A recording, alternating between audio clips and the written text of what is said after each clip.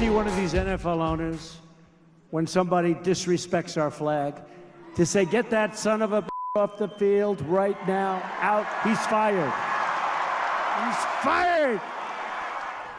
Those comments by Donald Trump Friday night at a rally in Alabama is what caused this weekend's massive protest that took place all across the NFL. And of course, he went after NFL players, including former 49ers quarterback Colin Kaepernick, their decision to decline to stand during the national anthem, protesting racial injustice as well as police brutality.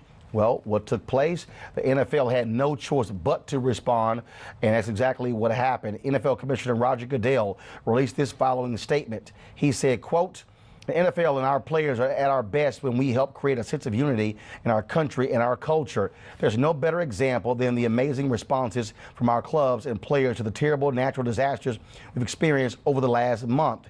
He went, of course, talk about divisive comments like these demonstrate an unfortunate lack of respect for the NFL, our great game, and all of our players, and a failure to understand the overwhelming force for good our clubs and players represent in our communities.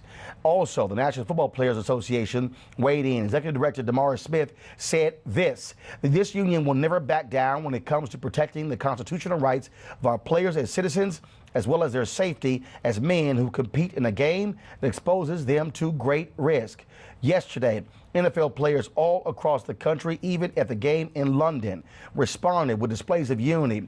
Many of them took a knee, others sat down, others locked arms with coaches, and even some team owners. Speaking of team owners, a number of them also released comments blasting Donald Trump. 29 of the 32 clubs actually spoke out. In Seattle, the Tennessee Titans and the Seattle Seahawks, none of the players came out for the national anthem.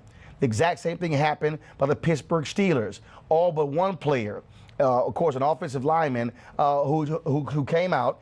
He, of course, served in the U.S. Army. He's an Army veteran. He was the only player to stand for the national anthem. Steelers head coach Mike Tomlin spoke to reporters about the team's decision. We decided to sit it out, to not take the field, to remove ourselves from it, to focus on playing football. Now, as I said, of 29 of the NFL's 32 teams issued statements either directly or addressing Trump's remarks or expressing support for the players and the work that they do in the community. I read a number of those particular statements, and I can tell you right now, out of all of those, what was absolute weak was from the Washington Redskins, Dan Snyder, who linked arms with his players last night when they played on NBC. He released a statement, make no mention of Trump. Keep in mind, he was one of the 7 NFL owners who gave $1 million to Trump's inauguration.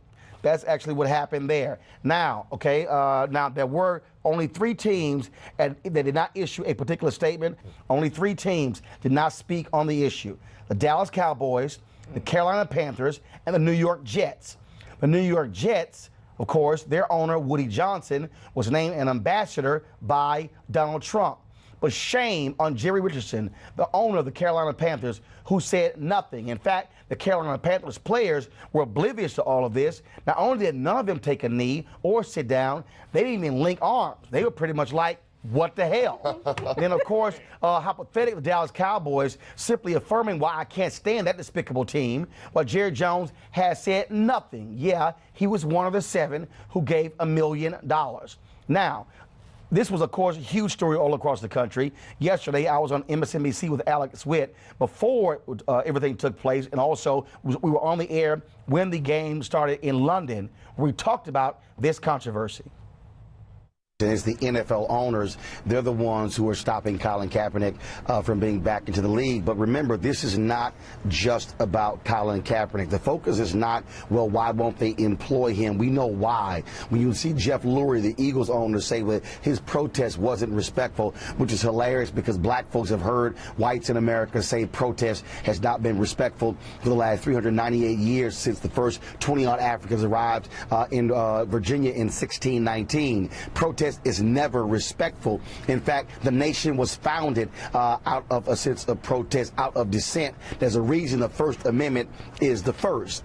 What you have here, though, is you have owners, you have a league, you have a nation that does not want to address why Colin Kaepernick protested. Shortly after he took a knee, remember, he was sitting down and took a knee, he was talking about police brutality in America. Folks then said, well, why should it be about the flag or the national anthem? America never wants to address the prime issue. It wants to deflect to something else. What Donald Trump has done is forced NFL owners to say something when they wanted to remain silent. Now the Giants owners have talked. Now Steve Ross of the Miami Dolphins has talked. All right, folks, let's break this thing down. Joining us from Owings Mill, Maryland, former NFL player Eugene Monroe. Also in studio, Jason Reed, senior NFL writer for The Undefeated. My panel, Eugene Craig III, Republican strategist, CEO at Eugene Craig Organization. Lauren Victoria Burke, political analyst and writer at NBC Black. Faraji Muhammad, host of Listen Up, WEAA 88.9 FM in Baltimore. Eugene, I'll start with you.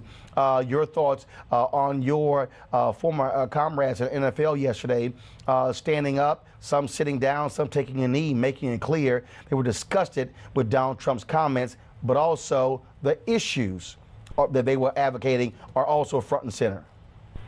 Well, you know, I was glad to see, you know, these men demonstrate that they do take issue with what's going on. But, man, what I really saw was a league full of men who are really conflicted, you know, not really understanding how they should, you know, voice their anger. And really that's the core of the issue going on here, right? Everyone's upset about the methods by which people protest. And you see men understanding that the NFL is a very delicate space to operate in, and really, you know, trying to protest without ruffling feathers. Well, you can't do that. And, you know, so I think that, you know, I wouldn't call it solidarity. You know, I would actually say if this is an issue that you feel that strongly about, then, you know, you need to stick your chest out a little bit more and do something more assertive.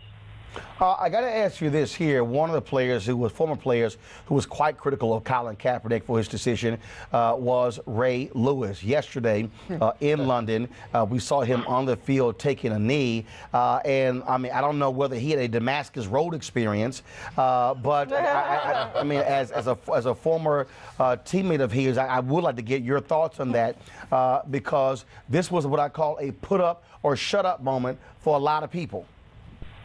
Well, you know, I actually did not play with Ray. I played against him, but I was 1 year removed from that Super Bowl team. But, you know, his comments and his actions don't match up, and really I've heard enough from him, so we can move on from that. Well, I got to ask you this also. Donald Trump also, and this is the piece that the point I made on MSNBC.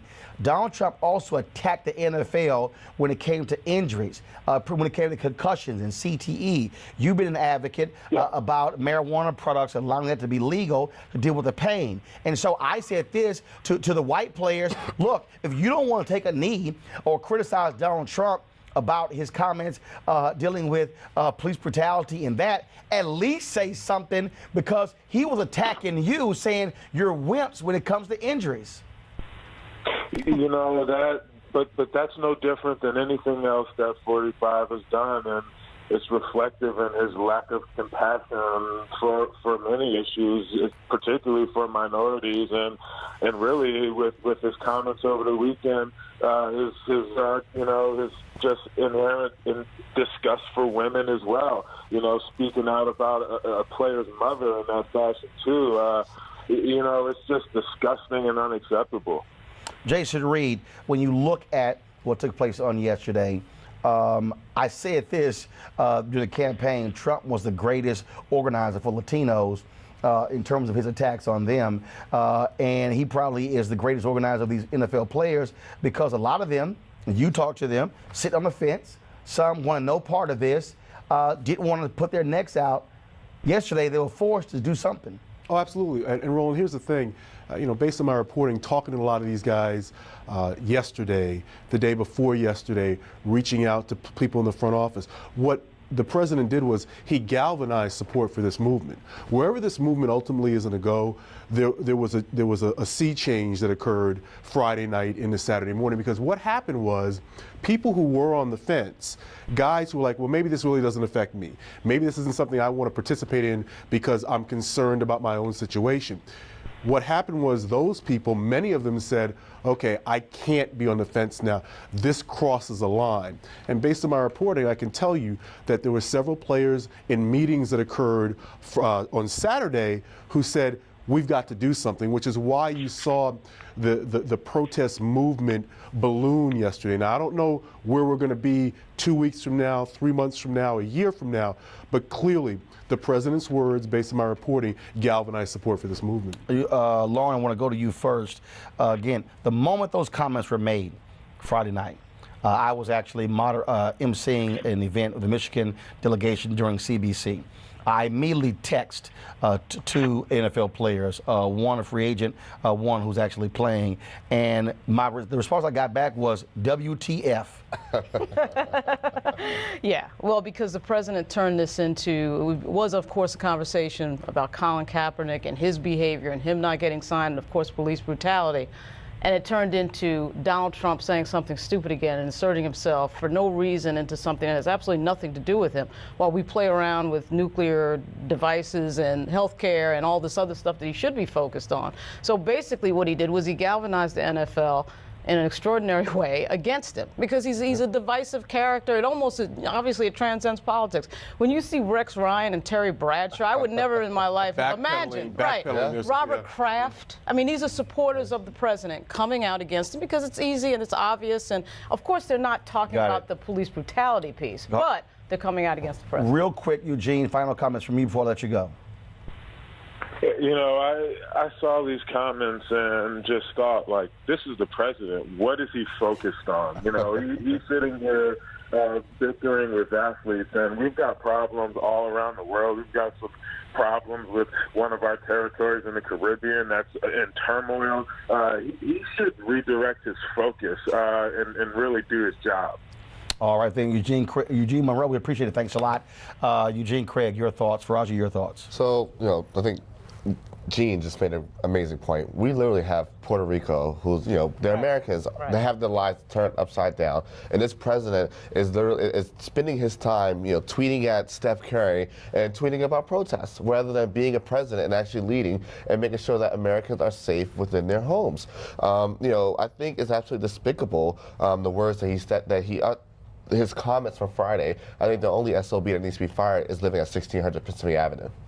The whole thing is still hypocritical, Roland, because what you're still seeing are players who are given a license or permission to protest. And that's not what Colin Kaepernick did in the beginning. His spirit was, I'm going to protest because it's right, not necessarily because it's trendy, not because, folks, are saying you should do it at this point. So it becomes hypocritical. That's why the Ray Lewis situation, Baltimore, we're about to just disown bro right there. But at the end of the day, it comes down to what is real patriotism. Real patriotism comes down to when you start to see your country, your nation, veering off of real principles, then it is in your duty as an informed citizen to speak about that veer, to talk about the injustice. And that's the patriotism that we need in this country. Weekdays on TV One. I will never lie to you. Oh, my God. Roland Martin. He doesn't want to talk to us. He wants to ignore us. Uncensored. Hell no. That ain't gonna cut it, boo. Unapologetic. No, that is fundamentally false. You are wrong. Unfiltered. He wants an America where we all look alike. He ain't talking about black people. Unrelenting. You better go work out, because you got a fight on your hands. News One Now with Roland Martin. Weekdays at 7 a.m. on TV One.